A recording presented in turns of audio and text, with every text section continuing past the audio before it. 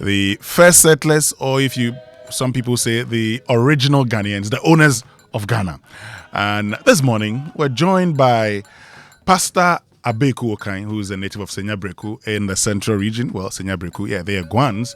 And Osodumja Otutu Ababio, the fifth, who is a Kriapim Nimfahene, and also the chief of Edukrum. So, good morning to you, Osodumja Otutu Ababio, and good morning to you also, Pastor Abeku Okan. To you all. And I believe that you're all fine. Yes, please. Good morning. Yes, we are doing very well. I'm doing great here. Great. So I will do it this way. I would start with you, Pastor Abeku Okan, and then I would come to Osodumja Otutu Ababio, so we can have a better understanding of the history of the Guan people. So, Abeku, let's start this way. Who are the Guans of Ghana? Okay, thank you very much.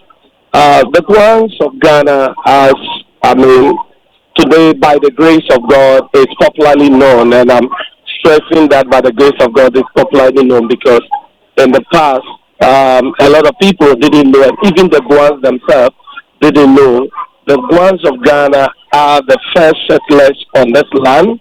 People who have lived here for thousands of years. They built a society, they built a civilization, and at the end of the day, they received other people as well, and eventually they assimilated or connected with everyone. So these are people who are original settlers here, and hospitality is their major character trait. Mm. Now, you say these are people who settled on this land first. So when did they settle? When did you settle on this land? Okay, thank you very much for that. There are two major schools of thought on the settlement of Guans here. But here is the problem every Ghanaian or even historians seem to have had in the past, or the Ghanaian society have got it wrong. It is assumed that when the latter migrants came to this land, even when people came to this land was empty. But archaeological records have proven that 5,000 years ago, for example, the Kintampo discovery, 5,000 years ago, human beings were living on this land. So if human beings were living on this land 5,000 years ago, then we can definitely conclude that these human beings or these people are those who are the Guans or who evolved and became the Guans. Then we also have the 10,000 AD, story where some Guans came down from the northern part of Ghana, and then they entered and settled this land around 1024 AD or 1000 AD. Yes, but if we are to look at it, my conclusion is that Guans have been here, far beyond 1000 AD. Yes. Okay. Now, if you say the literature would suggest to, and as part of my preparation, I realized yes, the literature quotes 1020, so 1000 AD. Yes. In that case, where were the Guans originally, and before they got into Ghana? Okay, so there are different tribes or with different people within the Guans who actually came to join the original Guans. Let me put it that way. When I say original Guans, it doesn't mean that they were not also original, but it only means that the settlement was not a wholesale settlement. There were those who were already living here, and then some came later. Some trace their background back to Israel, some to Egypt, some to Ethiopia, some to Burkina Faso, and eventually they all converged here.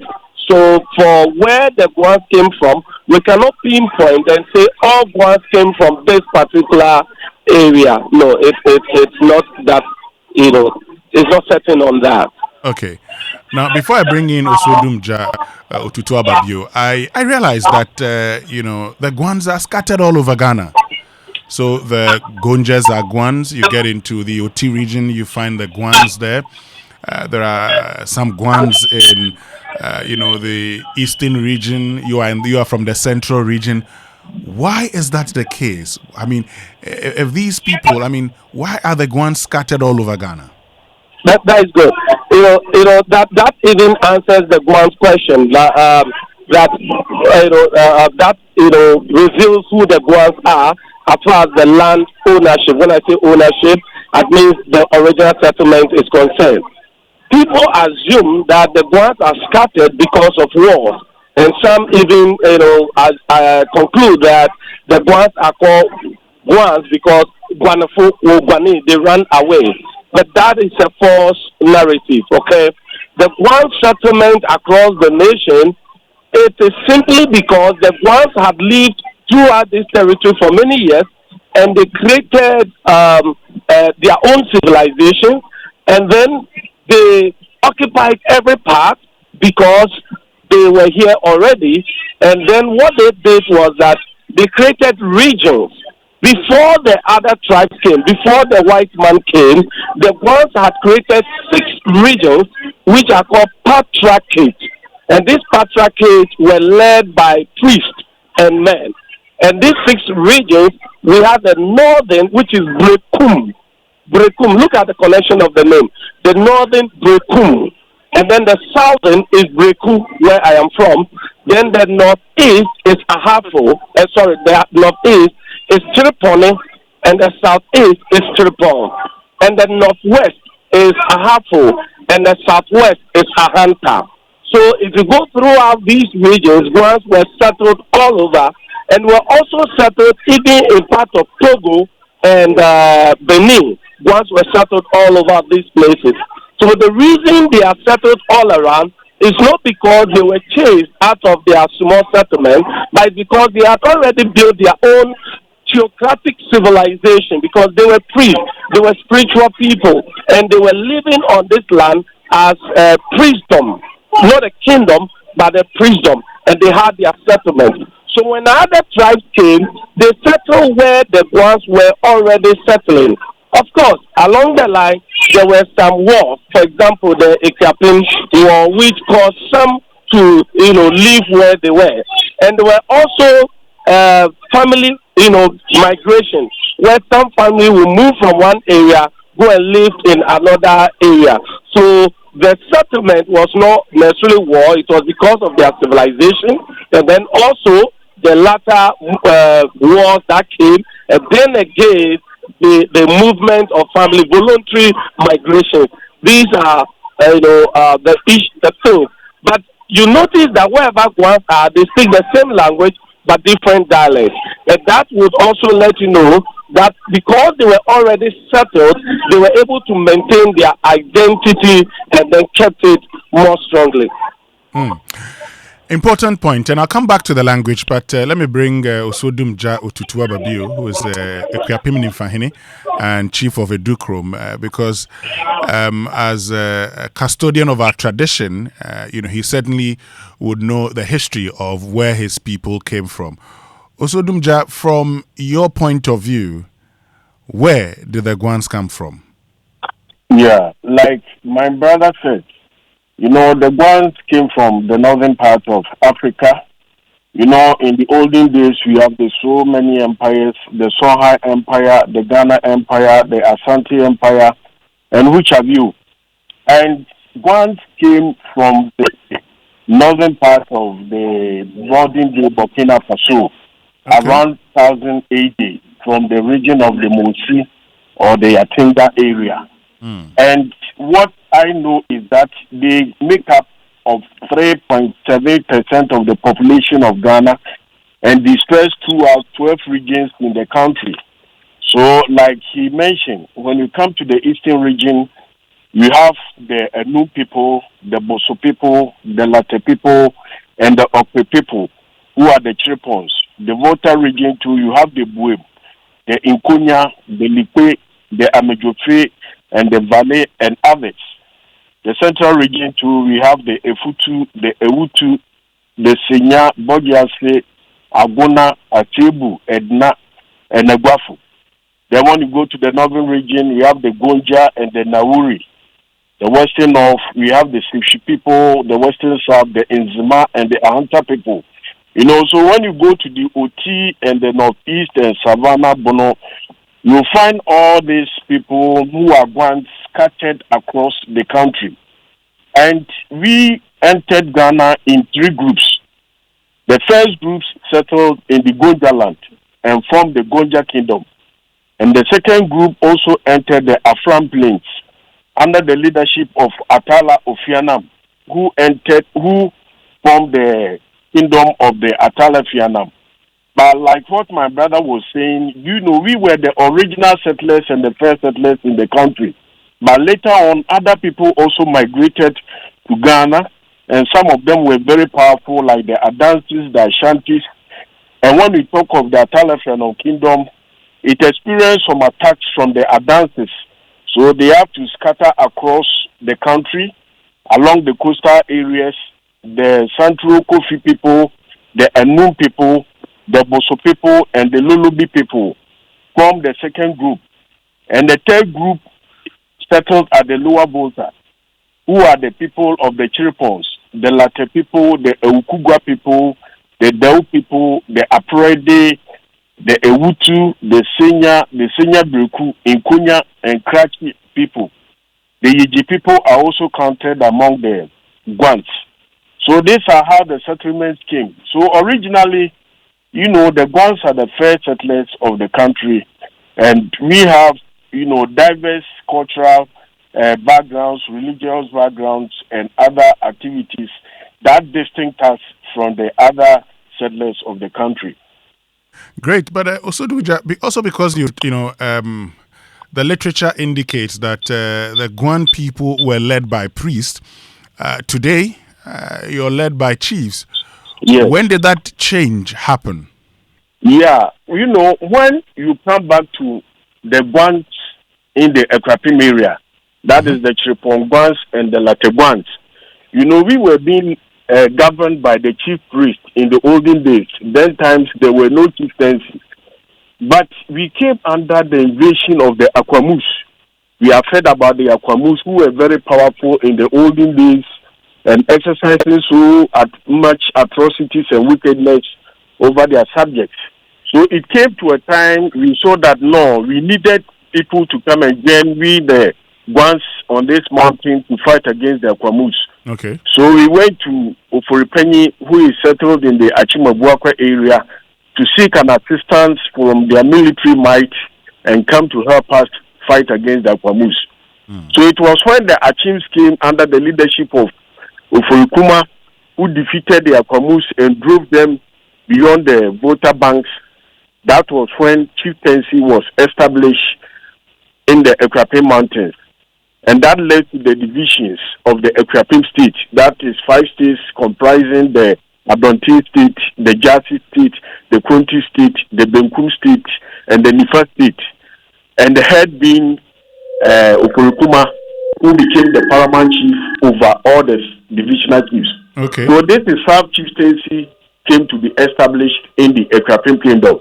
But before the invasion or the driving away of the Akwamus, we were under the leadership of the chief priest, and we were not under the rule of kings and chiefs. Okay, so the Abutechi Accord is what led to the Achims coming to assist you and eventually introduce chieftaincy.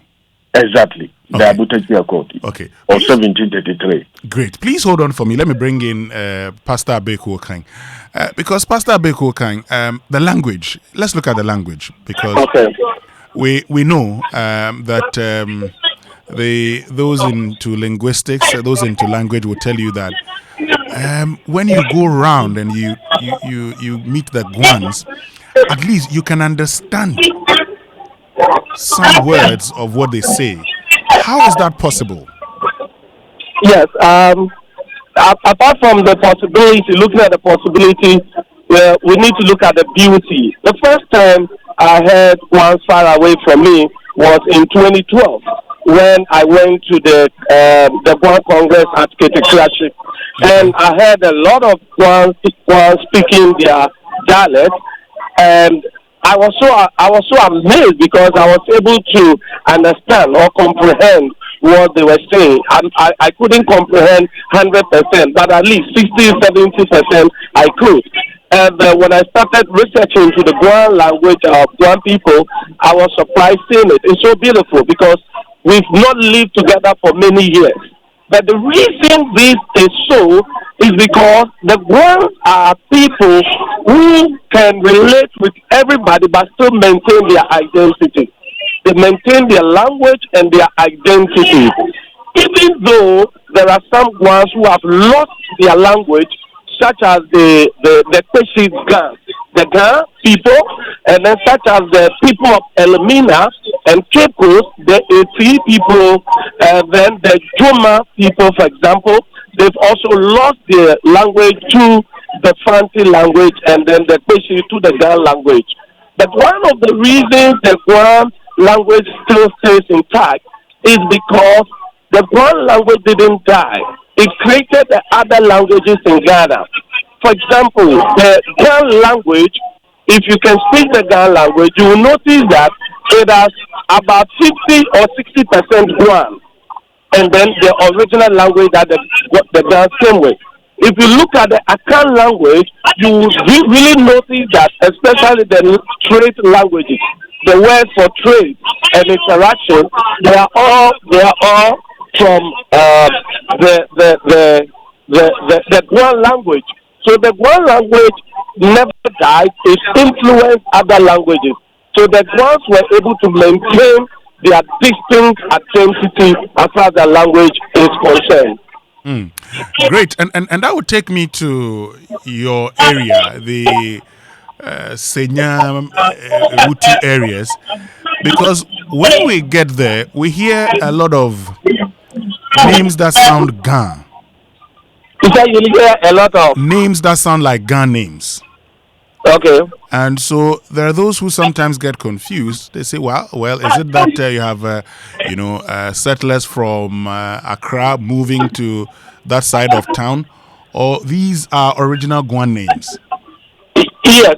So when it comes to Senya, Owutu, Ofutu, for example, along the coast, the Guans were settled along the coast. The people of Winneba and the Fetu, the people we call the Ogwa people, Ogwa, which comes from Guan. Now, all through they were Guans. But when the Gans came, they assimilated with them. So there was exchange of culture. So the people in Senya, for example, who speak language that looks like Gan or who have many Gan, it is not only because they've interacted for so long, but it is because that is their original language. And that, like I mentioned, the Guan language itself is mostly influenced by the Guan language. So places like Okobite, Langba, Oshe, Botiano, all those areas, they were all originally Guans. Originally they were Guans. Even when you go there, you trace their original roots, you realize that they are Guans. But then, of course, today they are Gans. So it is not because Gans went to settle there necessarily, but because these people have interacted for long. And in the olden days, the Guans were those carrying out the priesthood order for the Gans and the other tribes. So there was that religious influence also. Interesting. So I know that today, as we bring the discussion to a close, I know that there's the Guan Congress because I see there's a lot of things you're doing. Tell us about the Guan Congress, because that's how I got in touch with you, Pastor Abeku.